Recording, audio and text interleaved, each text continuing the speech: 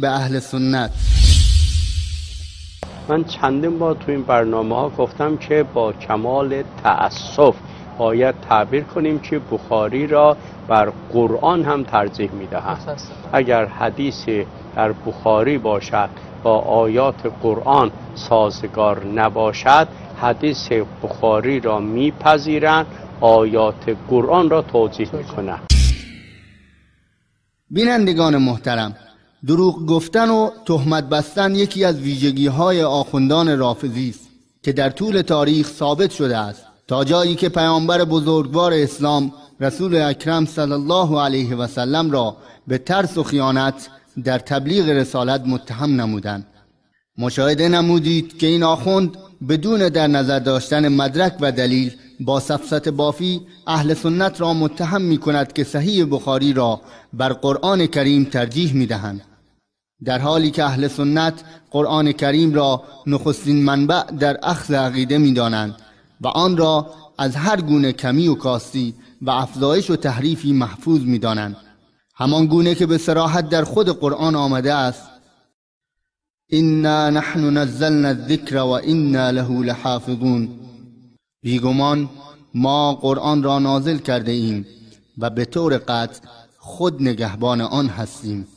و در تفسیر آن نیز روشی بسیار علمی و دقیق دارند.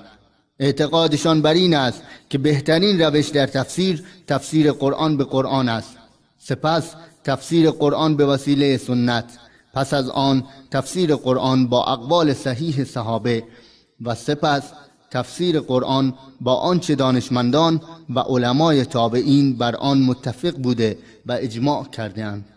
و منبع دوم در اخذ عقیده نزد اهل سنت حدیث است که روشن کننده قرآن کریم است، چرا که حدیث صحیح پیامبر معصوم صلی الله علیه و سلم به مانند خود ایشان معصوم و به دور از اشتباه است و حدیث صحیح هیچگاه معارض با آیات قرآن کریم نمی باشد.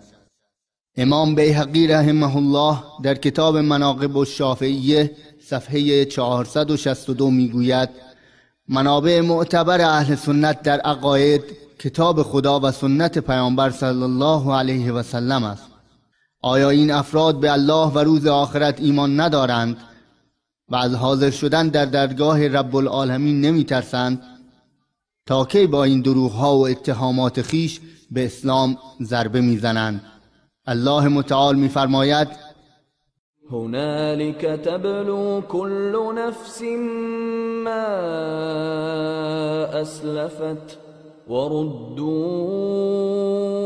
الى الله مولاهم الحق وضل عنهم ما كانوا يفترون. آنجاست که هر شخصی در می‌یابد هر آنچه پیش فرستاده است و به سوی الله مولا و کارساز راستین خیش بازگردانیده می‌شوند و افتراعات دروغینشان از نگاهشان ناپدید می‌گردد.